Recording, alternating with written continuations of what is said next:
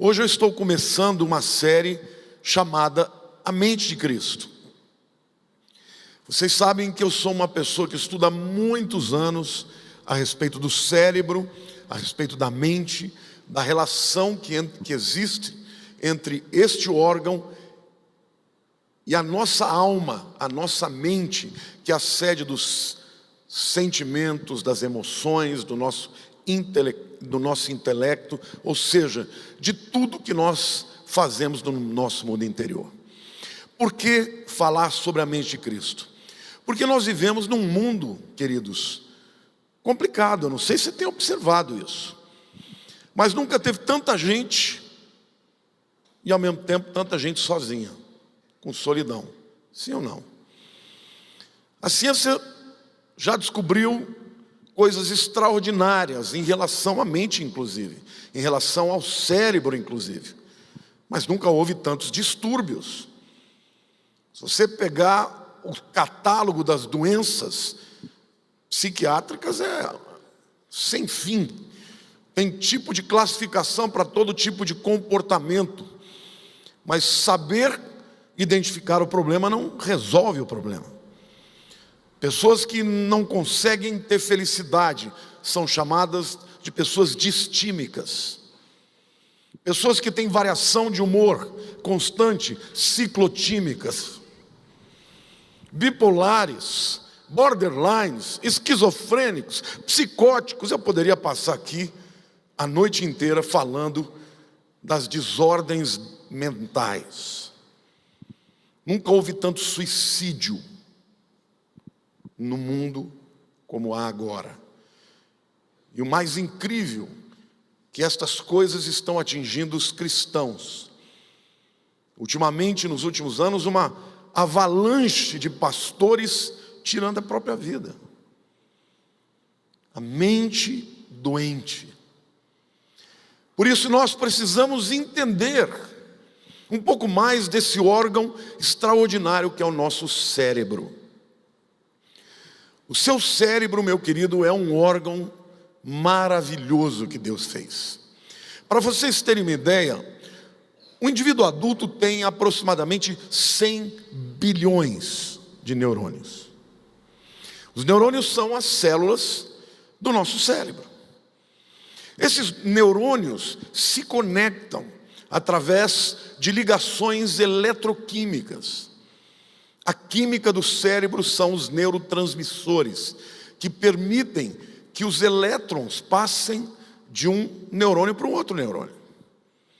Agora, o que se tem percebido também, que grande parte destas enfermidades ou desordens se dão também em função do desbalanceamento desta química no cérebro.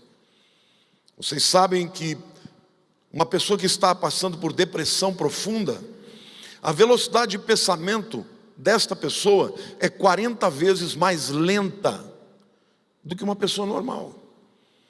É por isso que quando alguém está com depressão, tem abatimento, uma certa lassidão, uma preguiça, um desânimo, e necessariamente isso não é tristeza, embora a tristeza também acompanhe a depressão.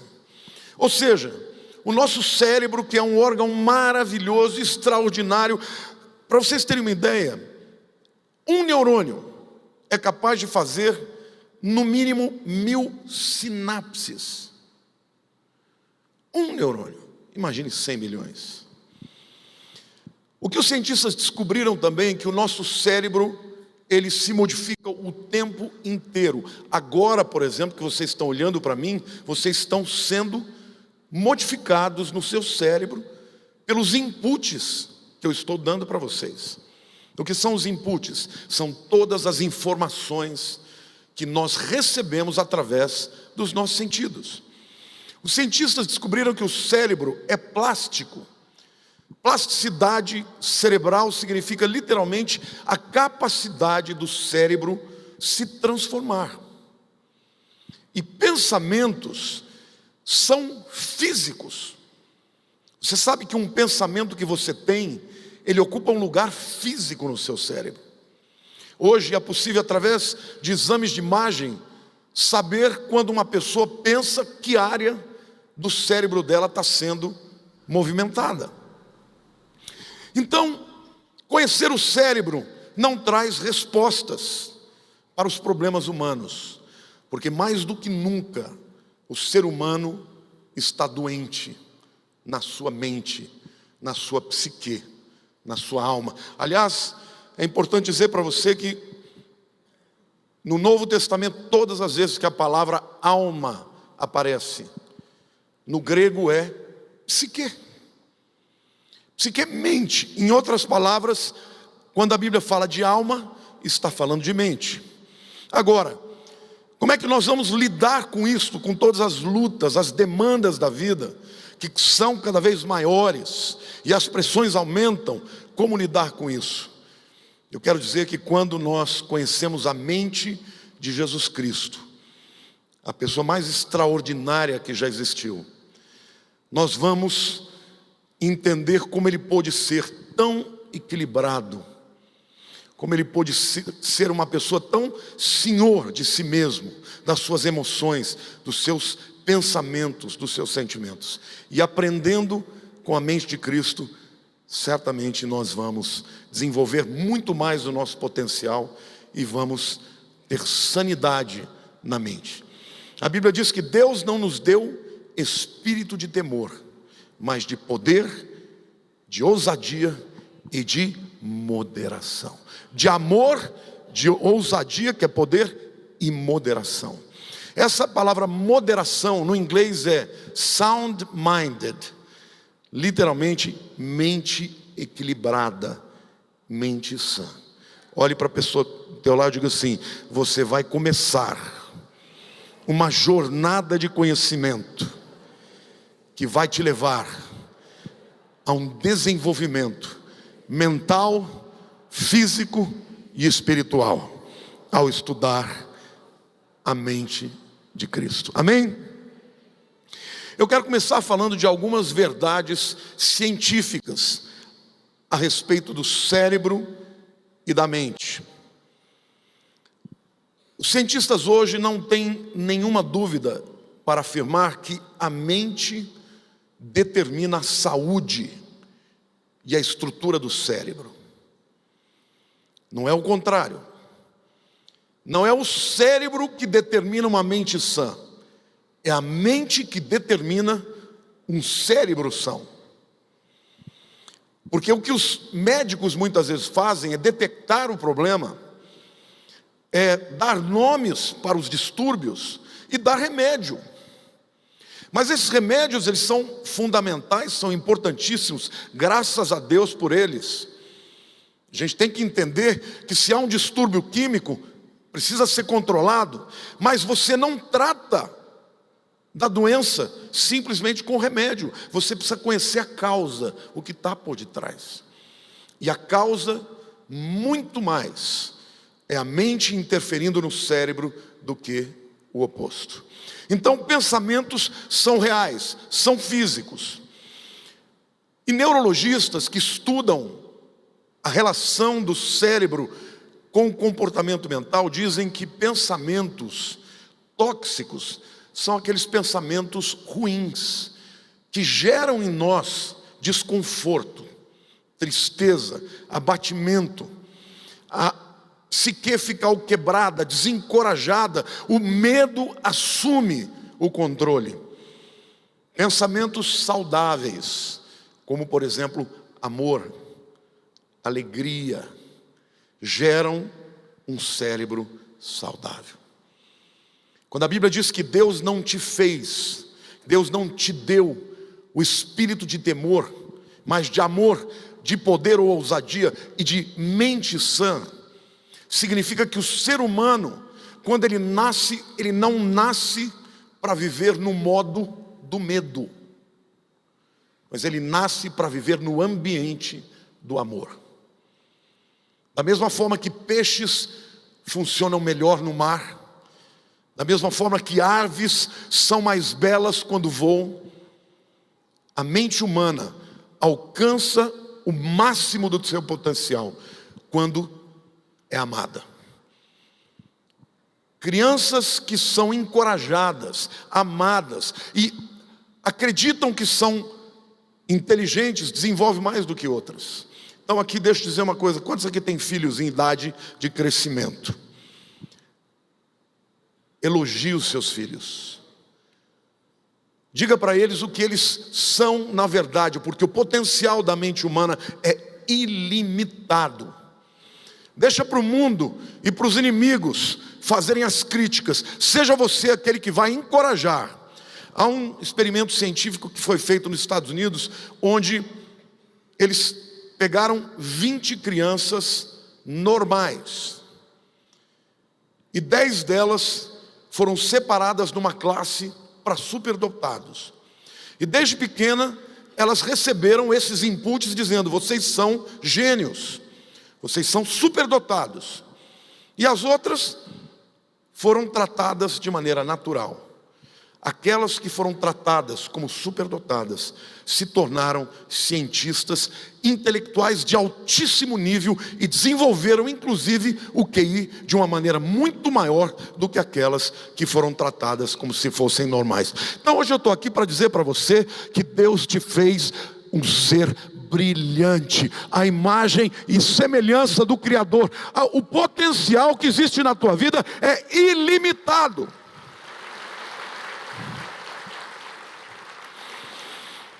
Portanto, o seu cérebro, ele é plástico. Ele tem capacidade de se transformar o tempo todo. Tudo que você pensa, que você sente, acaba mudando a estrutura física do seu cérebro. Eu quero dar alguns dados aqui de estudos científicos de diversos órgãos que tratam do cérebro. O primeiro é um estudo feito pela American Medical Association, que é a Associação Médica Americana, que afirma que o estresse está diretamente ligado a 75% de todas as enfermidades. Quem aqui está estressado? Se você está estressado, você está correndo muito mais risco de adoecer. A International Agency for Research on Cancer and the World Health Organization, ou seja, a Agência Internacional para a Pesquisa do Câncer e a Organização Mundial da Saúde, concluiu que 80% de todos os cânceres são devidos ao estilo de vida e não a problemas genéticos. E eles dizem que esta estatística é conservadora. 80% dos cânceres têm origem no estilo de vida estressante, muito mais do que no código genético. De acordo com o Dr. Bruce Lipton, um cientista que fez grandes desenvolvimentos na relação entre o cérebro e o pensar, diz que todas as desordens, os distúrbios genéticos não representam mais do que 2% da população humana. Eles chegaram à conclusão que 98% da população humana tem um código genético apto para te fazer feliz, para te fazer uma pessoa saudável, bem-sucedida e vitoriosa. Só 2% tem alguns problemas genéticos, como por exemplo, eles citam aqui a talassemia beta ou a fibrose cística, que de fato causam problemas sérios na saúde humana. Portanto, as doenças que acabam acometendo a maioria das pessoas têm origem na mente, nos sentimentos e no estilo de vida de estresse. De acordo então com o Dr. William Willett, ele diz que 5% dos cânceres e dos problemas cardiovasculares, 5%, somente 5%, são ligados a fatores hereditários. Portanto, se você é uma pessoa que vive de maneira inadequada, come mais do que devia,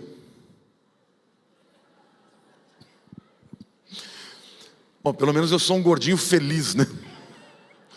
Não tira a comida de mim não, que eu fico bravo, mas tudo bem. Mas é óbvio que as nossas decisões, elas acabam determinando problemas de saúde física e mental. Portanto, queridos, é muito importante você entender que para ter uma vida saudável, equilibrada, feliz, plena, realizada, uma vida que atinge o seu potencial no máximo que você pode, depende muito mais da sua mente do que qualquer outra circunstância ou elemento. Eu quero falar para vocês como é que pensamentos se tornam crenças e convicções. O seu cérebro, vocês estão me ouvindo agora, estão entendendo? A área que vocês estão agora tendo acessada é a área do neocórtex, principalmente, ou do córtex pré-frontal. Essa área na frente aqui, na testa do ser humano, que é muito desenvolvido. É a área do raciocínio, da razão, do entendimento, das reflexões. Quando você recebe os inputs, você não somente pensa, compreende, processa a informação e no seu cérebro os neurônios começam a se ligar.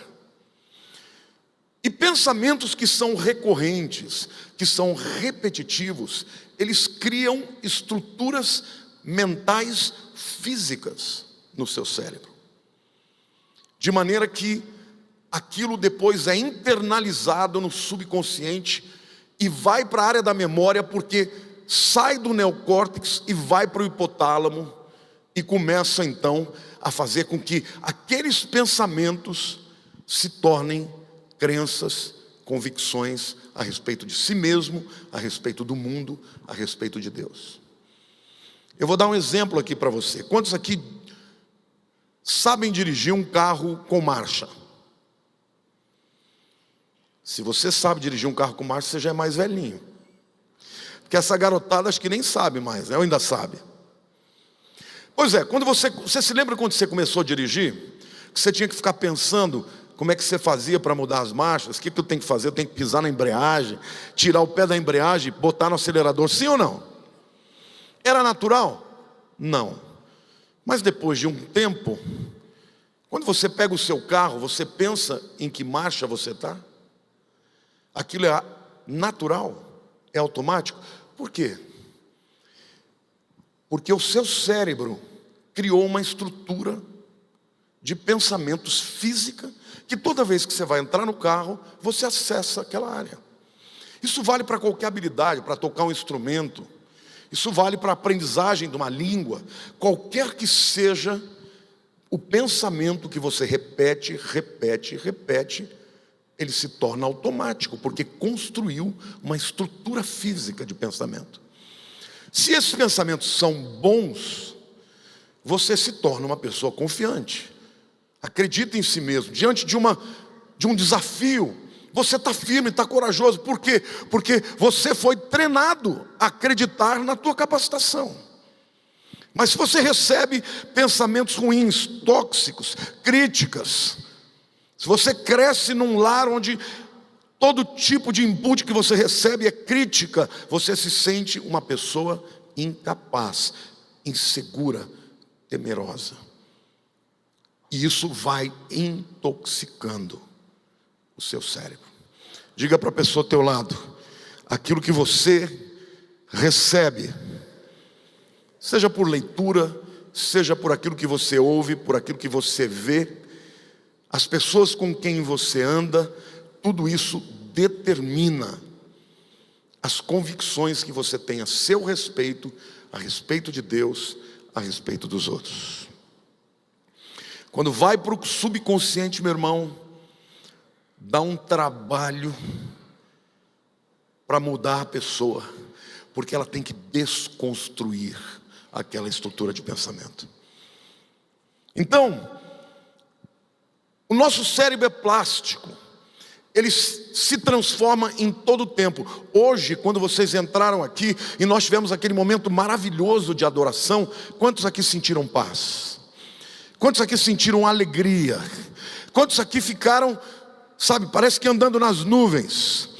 é porque o teu cérebro está sendo impactado, a tua mente está sendo impactada, com notas, com declarações de fé, e todos aqueles sentimentos e pensamentos ruins que estavam dominando a sua mente foram sendo substituídos pelos pensamentos de Deus. Então, irmão, ouvir a palavra de Deus é mais do que comprar um lugar no céu. Quem anda lendo a palavra de Deus, tendo acesso às verdades que revelam a mente de Cristo, anda cada vez mais, crescendo em estatura e em sabedoria diante dos homens e de Deus. Amém? É muito importante você proteger o teu cérebro. Você não abrir a sua mente para receber qualquer coisa. Proteger os seus filhos, proteger os jovens, porque nós somos transformados em função dessa plasticidade cerebral por tudo aquilo que nós recebemos. Amém? Segunda reflexão que eu quero fazer com vocês é: por que então é tão importante ter a mente de Cristo? E aqui eu vou começar a pregar. Até agora eu estava falando de ciência. Em primeiro lugar, é importante ter a mente de Cristo para que nós desenvolvamos a imagem de Deus. Quantos de vocês sabem que Deus nos fez a sua imagem e semelhança? Deus é um ser criativo. Seres humanos são criativos. Deus nos deu capacidade de pensar, de refletir, de sublimar, de elaborar pensamentos, por exemplo, de vida e de morte. O único ser que é capaz de pensar sobre a sua própria existência e no final da sua existência é o ser humano. Você não vê um leão dizendo: eu preciso refletir na minha salvação, porque eu não sei como é que vai ser depois. Preciso me tornar um leão mais manso, porque vou dar conta daquilo que eu matei ao longo da minha vida. Colossenses 3, 9 e 10 diz assim: não mintais uns aos outros, uma vez que vos despistes do velho homem com seus feitos e vos revestistes do novo homem, que se refaz para o pleno conhecimento segundo a imagem daquele que o criou.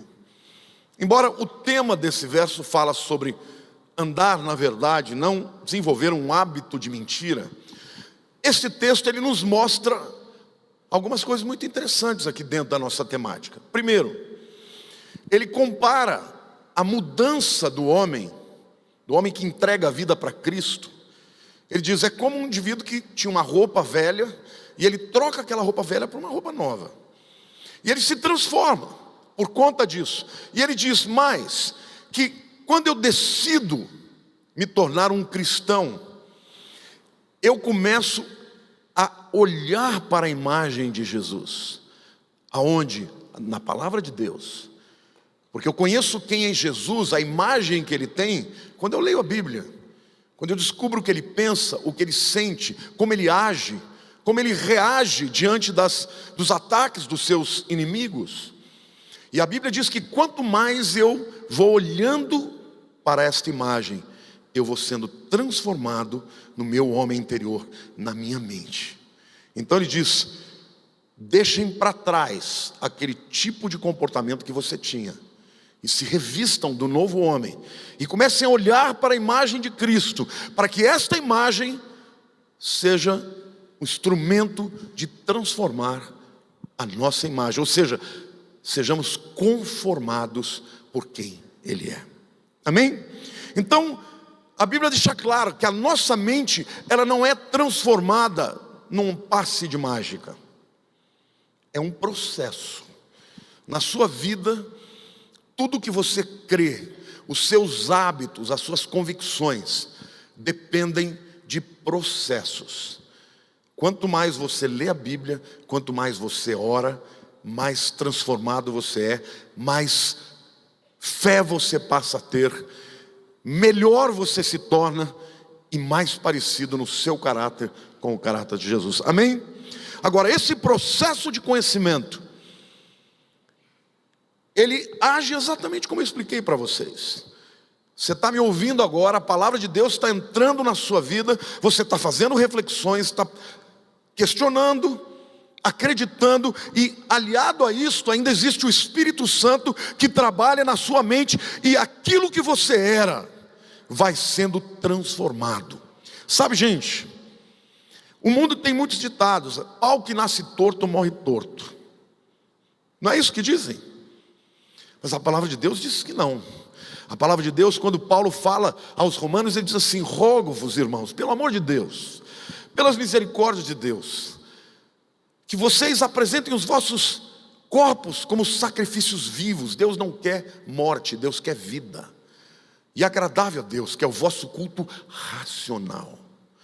E não vos conformeis com este mundo. Não é, eu não me conformo com esse mundo.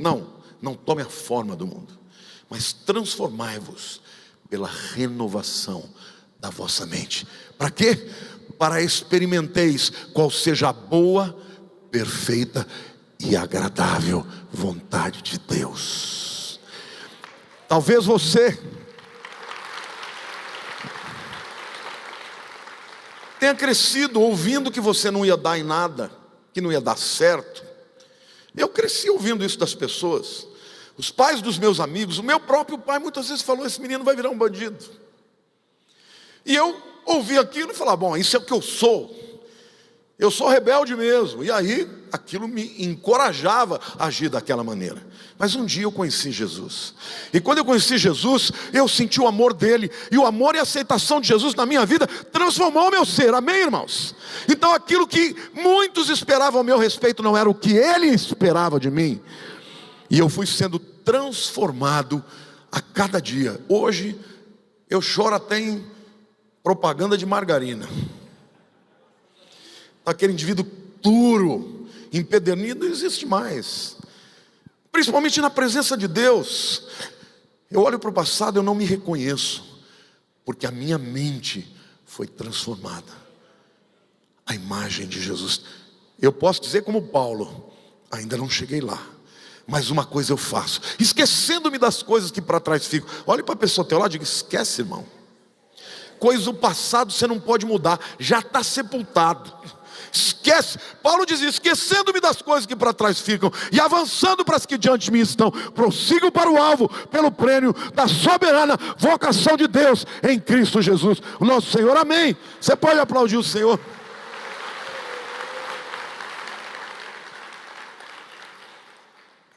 Nós precisamos ter a mente de Cristo também para que tenhamos descanso na alma. Sabe, gente, existem alguns termos que expressam como é que é a alma de uma pessoa que não tem descanso. Estresse é você esticar o indivíduo até que o elástico ceda, né? Você já ouviu falar em burnout? Burnout, no inglês, significa queimar tudo. É aquele estado de alma que você está tão estressado, mas tão estressado, que você está com a mente o tempo inteiro. Em inglês também tem uma outra expressão que fala overwhelmed, super sobrecarregado. Por quê? Porque você está no modo do medo, no modo da ansiedade, no modo do estresse. Mas a Bíblia diz claramente que nós podemos encontrar descanso para a nossa alma. Mateus 11, versículos 28 a 30 diz o seguinte, e aqui Jesus convidando pessoas estressadas, pessoas cansadas, sobrecarregadas. Esse convite é para você hoje. Vinde a mim, todos os que estáis cansados e sobrecarregados, e eu vos aliviarei. Tomai sobre vós o meu jugo e aprendei de mim. Aprendizado é um processo mental, de observação de Jesus. Porque sou manso e humilde de coração. E achareis o que, irmãos? Descanso para a vossa alma, para a vossa mente. Porque o meu jugo é suave e o meu fardo é leve. Jesus, como um judeu, ele tinha um método de ensinar diferente dos nossos dias. No tempo de hoje, as pessoas ficam sentadas, ouvindo o mestre.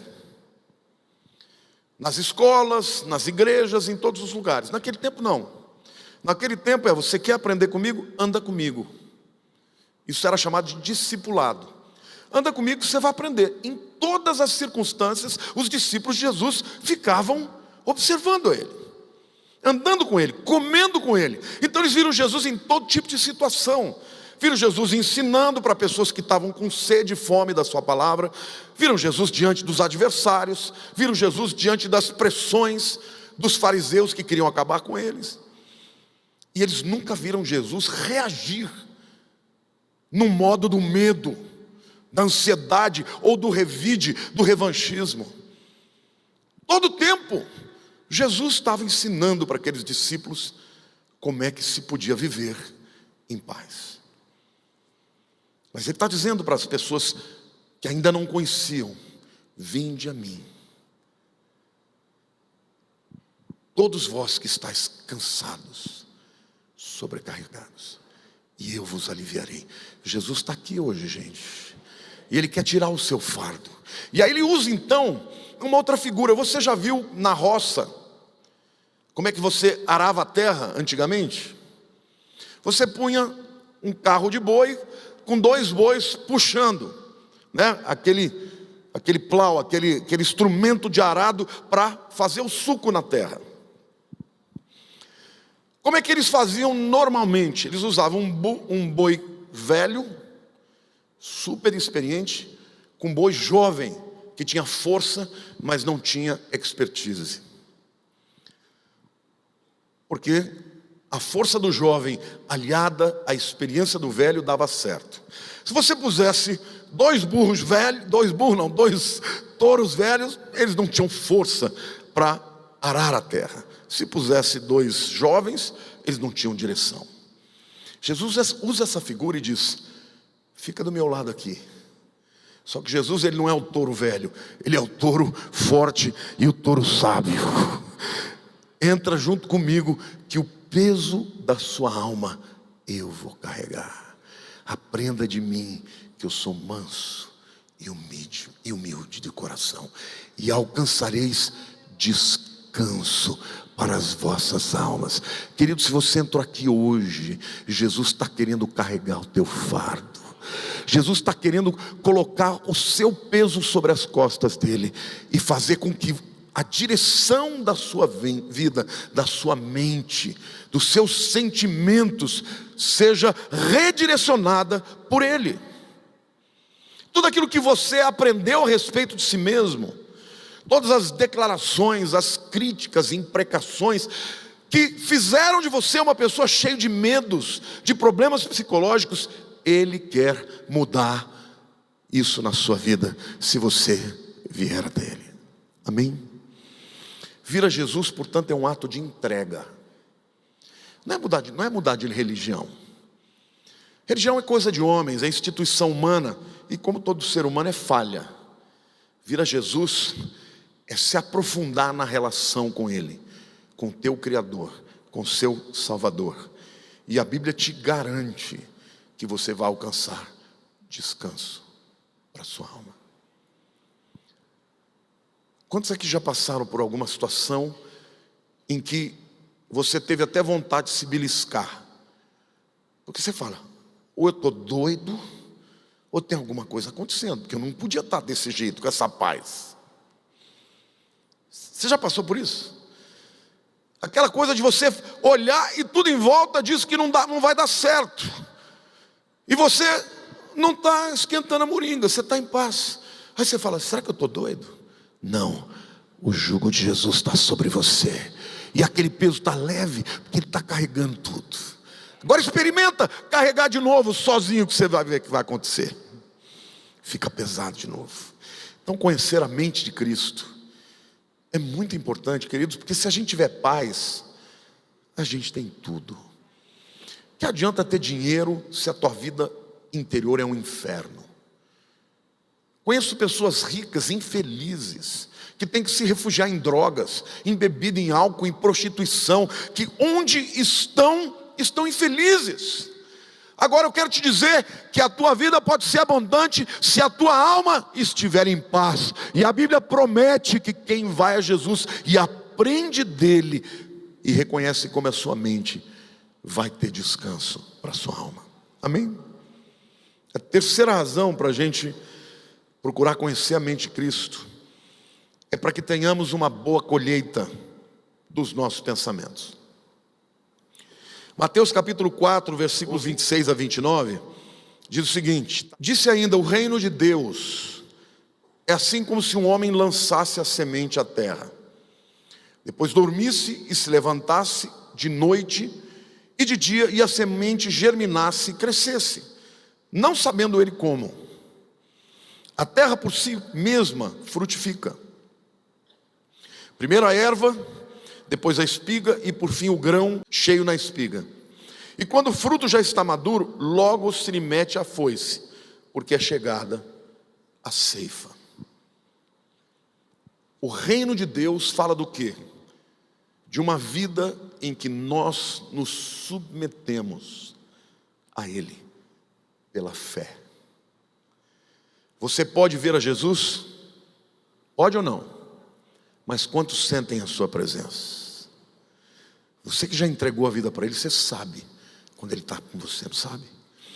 Aí Jesus diz o seguinte: o reino de Deus, ou seja, o processo em que Ele se torna Senhor da sua vida, o seu rei, Ele é como um campo onde você vai semear sementes.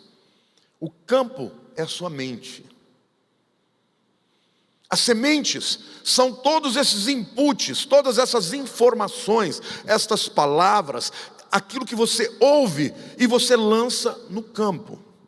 E ele diz, quando você vai dormir, você não percebe, mas você está sendo transformado. A tua mente começou a processar aquelas sementes, e aquelas sementes vão crescendo, se tornam espiga, e depois uma espiga cheia de grãos, até que chega a hora de colher. E o fruto do reino de Deus é sempre maravilhoso. Uma vida bem-sucedida não é por sorte, não é por acaso, é por escolhas corretas. Aquilo que você permite semear na tua mente é aquilo que vai frutificar. Não é de uma hora para outra, acontece num processo e muitas vezes você nem percebe, mas a hora que você menos perceber, você já foi transformado, você é uma pessoa diferente. Você era triste e se torna uma pessoa alegre. Você tinha medo e fica corajoso. Você era uma pessoa que não acreditava em si mesmo e passa a se tornar uma pessoa intrépida. Amém ou não? Deus é capaz de fazer isso quando você anda com Jesus e a mente de Cristo começa a tomar conta da sua vida. Amém? Então a maneira como nós lidamos com esses pensamentos que recebemos, e hoje a gente recebe muita porcaria. Deixa eu fazer um parênteses aqui.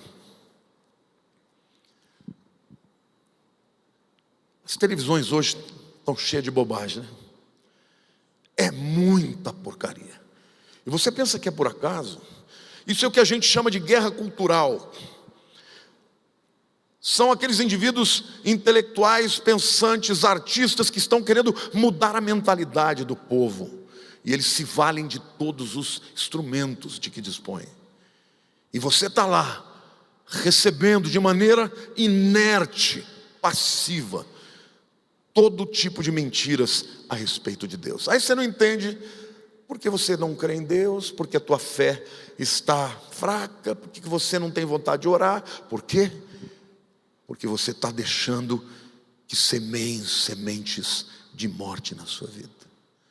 Diga para a pessoa ao teu lado, você é responsável por tudo aquilo que entra na sua mente.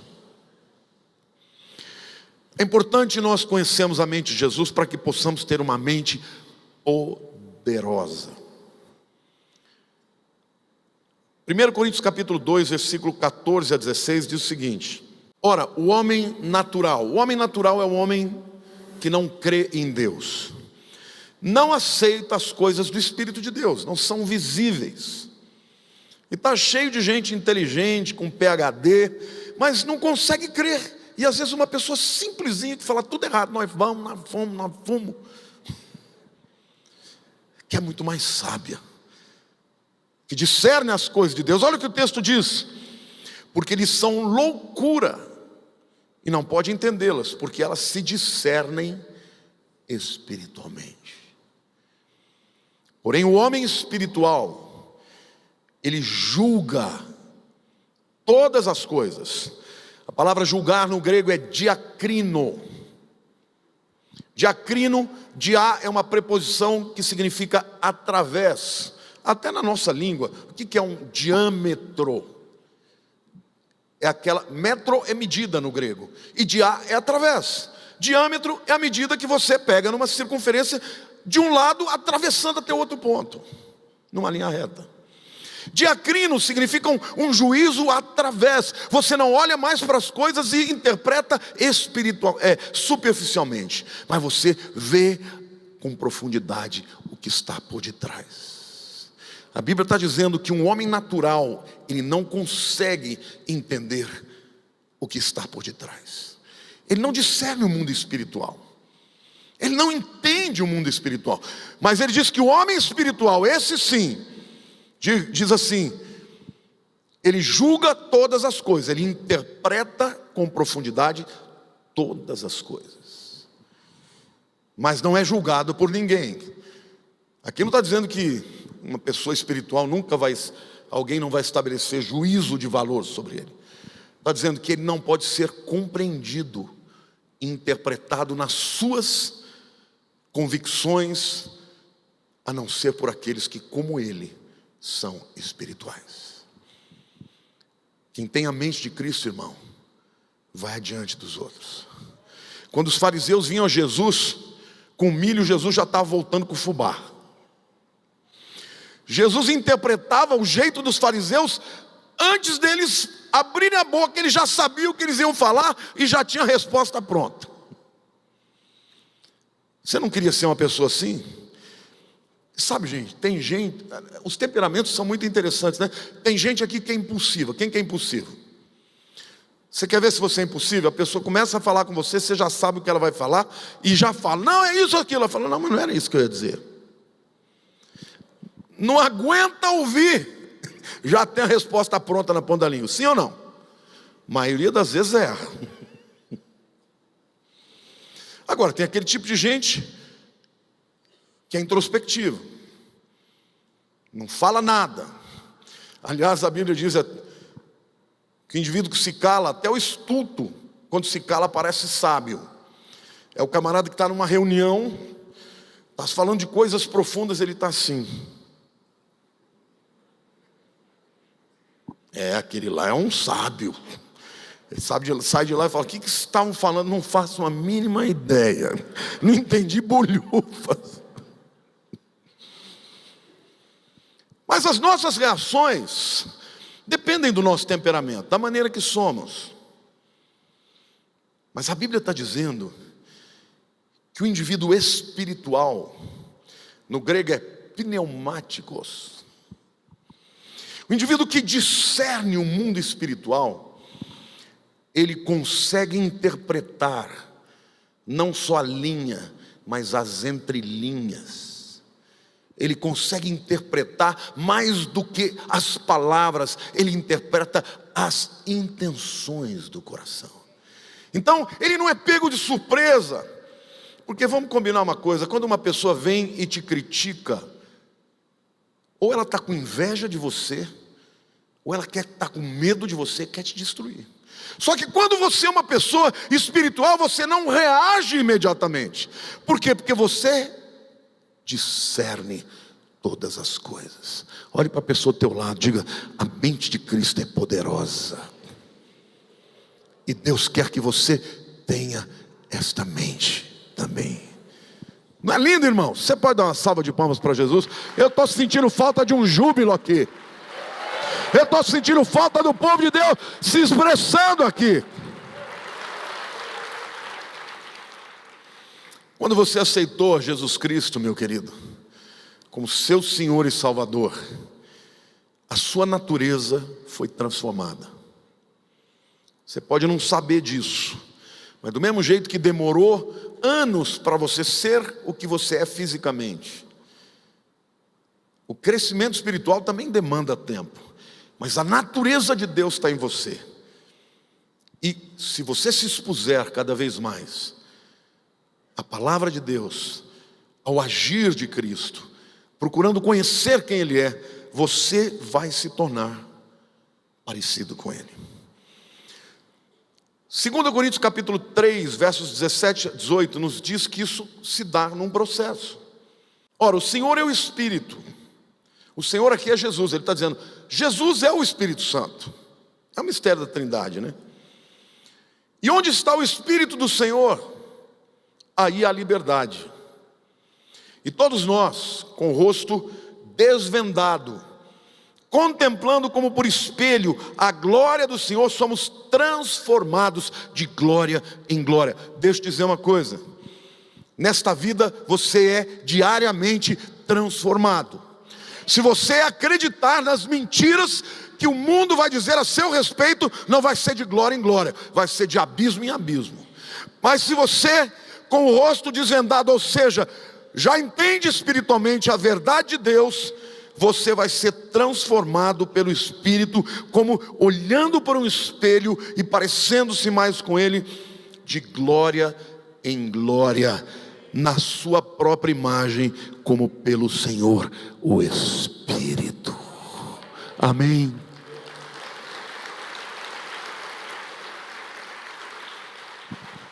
Então não diga assim, não, eu sou assim mesmo.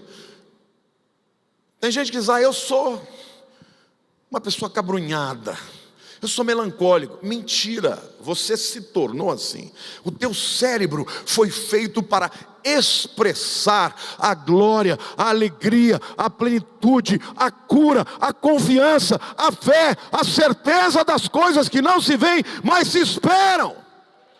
Deus te criou para ser parecido com Jesus, e Jesus nunca teve medo de demônio, nunca teve medo de tempestade. Sabe, gente, Jesus passou por todas as circunstâncias difíceis que nós passamos. Quando ele estava no barco com os discípulos, o entorno era um caos, era uma tempestade, um barquinho que estava sendo cheio de água, e a iminência da morte para todos era grande, e os discípulos todos ficaram desesperados. A tempestade não era só externa, a tempestade havia entrado no coração daquele povo. E Jesus estava dormindo. E acordaram Jesus e falaram, Jesus, o senhor não se importa que nós vamos morrer? E Jesus deve ter esfregado os olhos assim, estava tirando um cochilo. Por que vocês me acordaram, gente? E aí olha para a tempestade e fala, mar, aquieta-te, vento, aquieta-te. Tudo ficou calmo. Aí os discípulos, quem é esse que até os ventos e o mar lhe obedecem? Esse é o Senhor que nós cremos. Ele é o Senhor da nossa vida.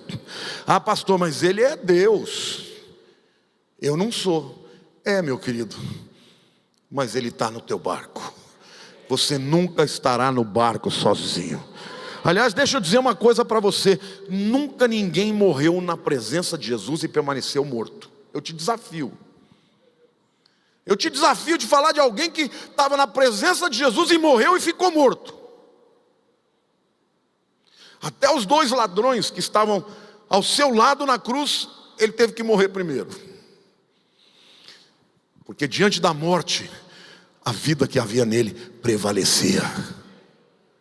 Então, o segredo para ter uma vida de coragem, de alegria, de esperança, de fé, de confiança, não é a nossa capacidade, mas é o fato de que Ele sempre estará no nosso barco.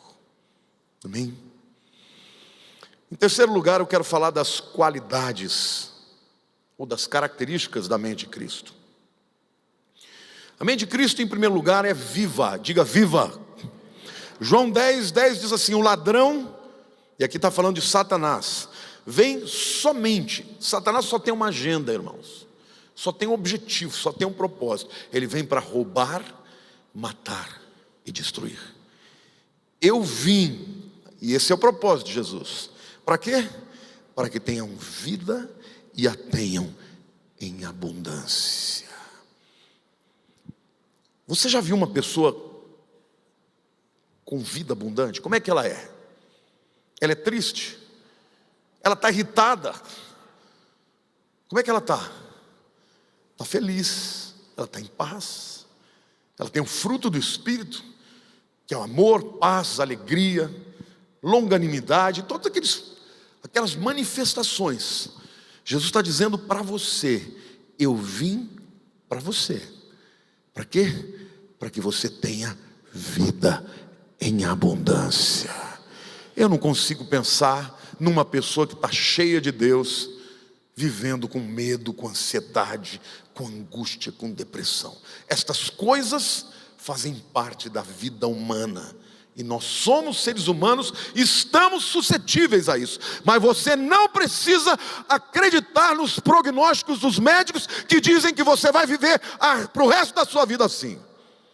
Porque Jesus pode mudar até a química do teu cérebro, até a estrutura do teu cérebro, até a arquitetura do teu cérebro, e você pode se tornar uma pessoa naturalmente cheia de alegria, de esperança, de paz, de vida, porque Ele veio para que você tenha vida abundante.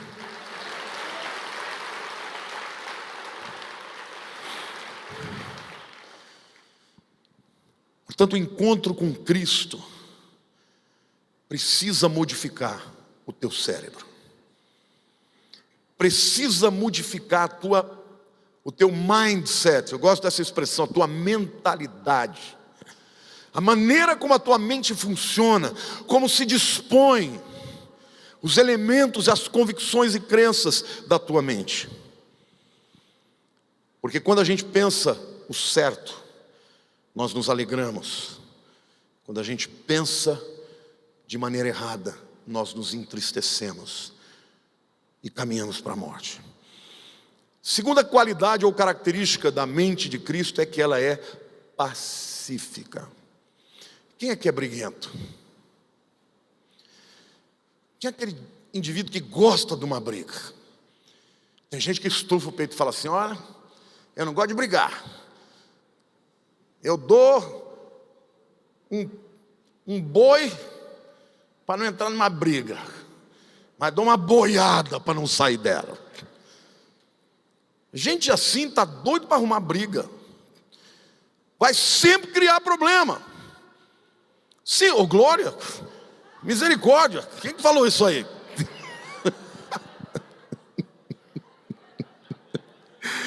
Depois você me explica isso direito, que eu não entendi.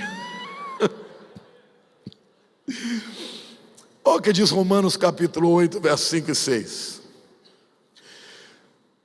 Porque os que se inclinam para a carne cogitam, no grego é phronel, pensam, significa pensam, das coisas da carne.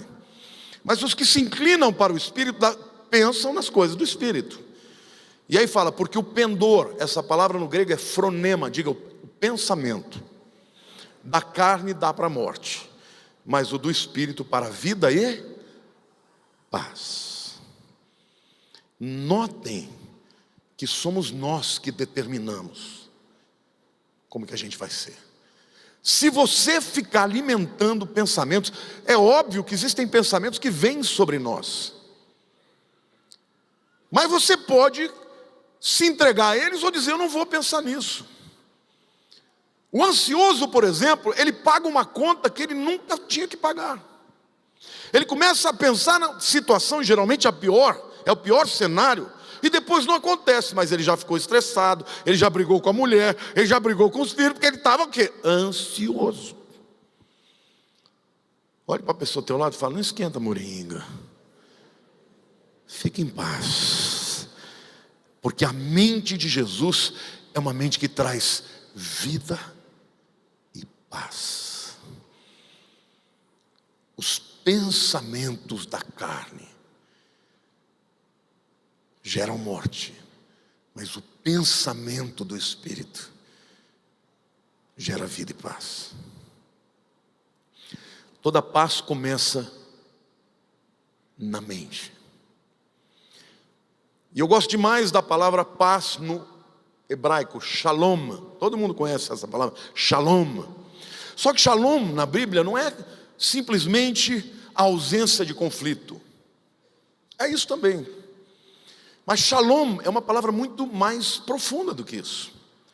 Desta palavra existem vários substantivos que eu vou falar para vocês e vocês vão perceber o que Jesus queria dizer quando ele falava: deixo-vos a minha paz.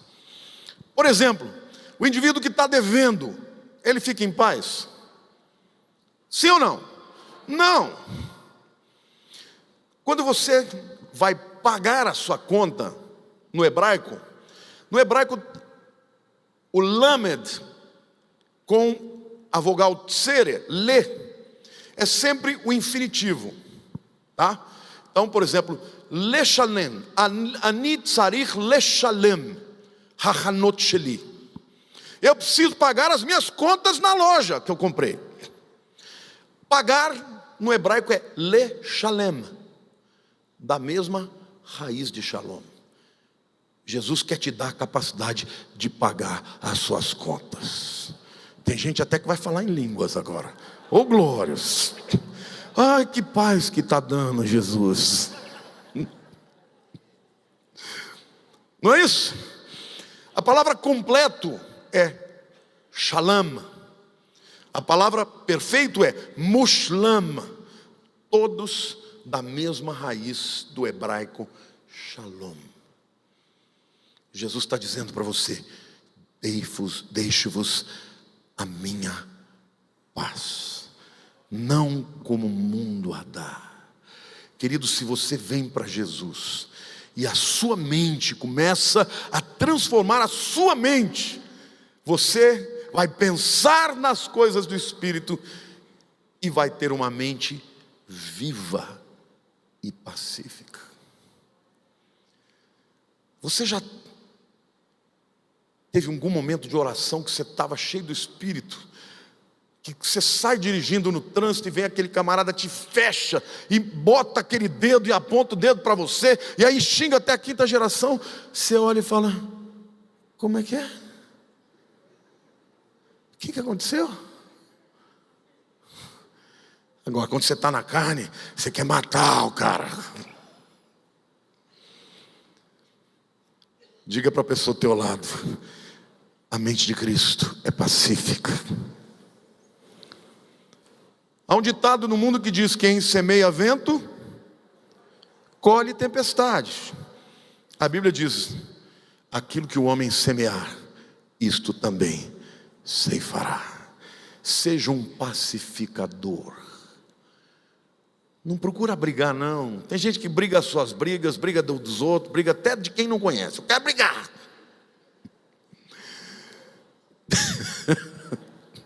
Seja pacífico. Terceira qualidade da mente de Cristo: ela é determinada. Sabe, irmão, um dos maiores problemas mentais do ser humano é o que a psicologia chama de dissonância cognitiva. Você sabe que os especialistas, eles conseguem saber quando uma pessoa está mentindo? Não precisa nem daquele negócio que põe assim para ver se a pessoa está falando a verdade ou não. Só de olhar. Porque o indivíduo que lá dentro ele tem uma convicção de uma verdade e ele fala algo diferente, ele olha para cima, ele desvia o olhar, ele fica envergonhado. Por pior bandido que seja, na mente dele dá um tilt. Portanto, é mais fácil você fazer aquilo que você crê, você viver naquilo que você crê. O indivíduo que vive na mentira, ele tem que decorar: o que eu falei mesmo? Porque uma hora ele dá uma desculpa, outra hora ele dá uma outra, e de repente começa a dar problema, ele fala: não, e agora? Agora, quando você fala a verdade é uma só, você vai lembrar. Quando nós vivemos com dissonância cognitiva. Isso gera estresse na sua mente. É bom ser crente, irmão. Não é só por causa do céu, não. É porque a gente pode ter vida abundante na terra. Deus quer te dar vida abundante aqui na terra. Deus quer te fazer uma pessoa pacífica, que dorme à noite e não tem medo do amanhã. Amém? Glória a Deus. Você pode aplaudir o Senhor e dizer: muito obrigado, Senhor.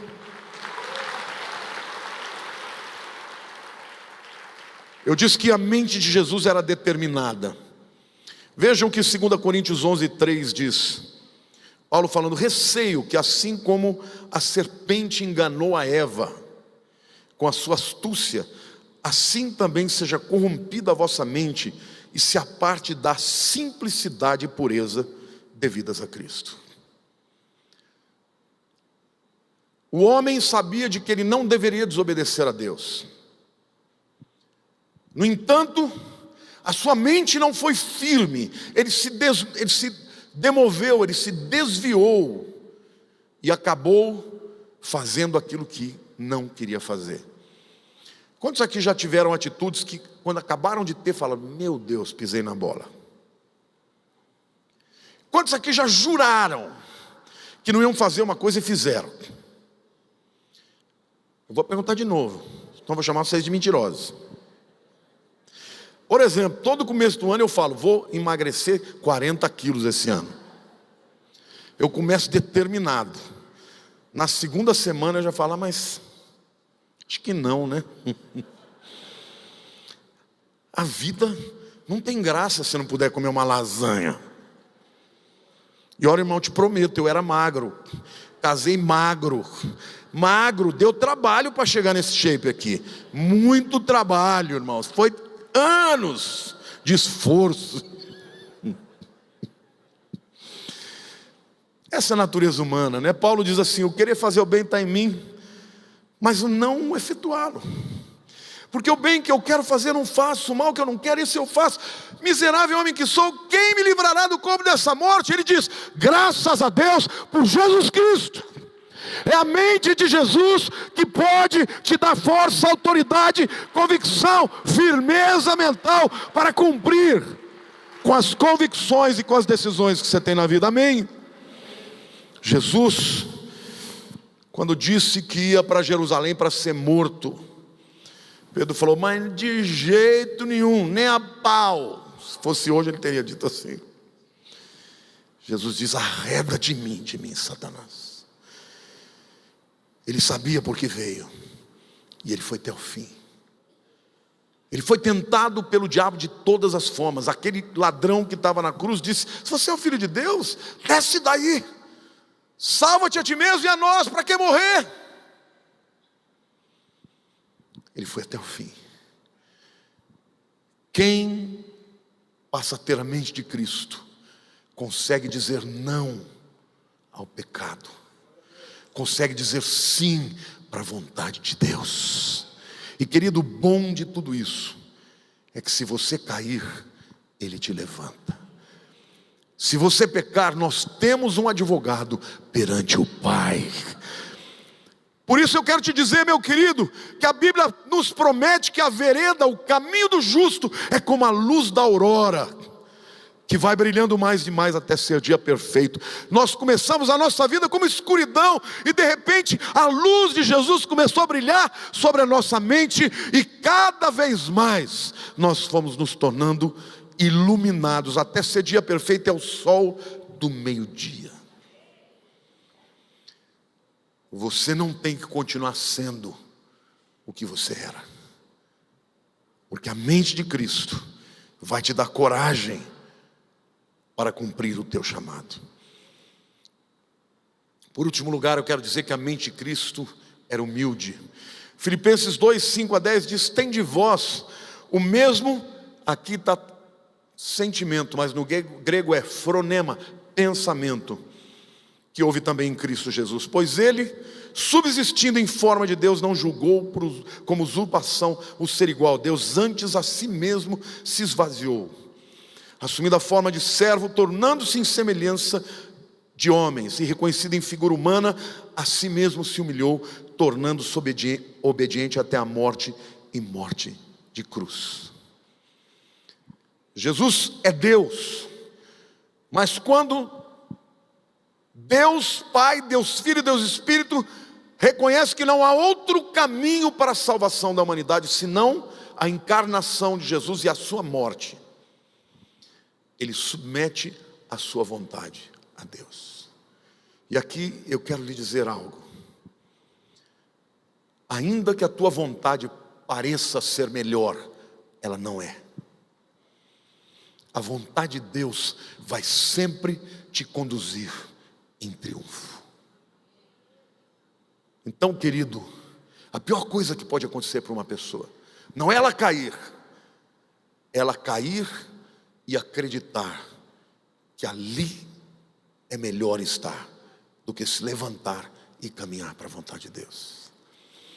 Mente humilde é mente submissa à vontade de Deus.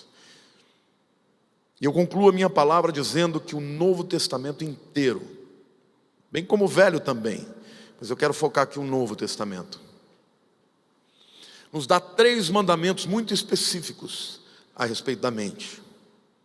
São 3 verbos imperativos, não são opcionais. Se você quer ter uma vida de vitória, você tem que obedecer. O primeiro é o princípio da vontade.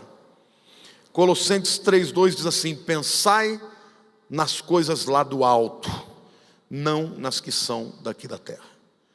Diga assim: quem controla o meu pensamento sou eu. Você está me entendendo ou não? O inimigo vem e te ameaça. Você pode começar na hora a assimilar o que ele diz: ai, não vai dar certo, eu vou morrer. Ou você pode dizer: a palavra de Deus diz isto. Muitas pessoas que têm prognósticos e diagnósticos de doenças como câncer, pessoas cristãs dizem assim: o diagnóstico é ruim, o prognóstico é de morte. Eu digo: esta não é a vontade do meu Deus. Eu resisto, eu vou continuar profetizando vida na minha vida, porque o meu Senhor levou sobre si as minhas enfermidades. Amém, irmãos? Glória a Deus.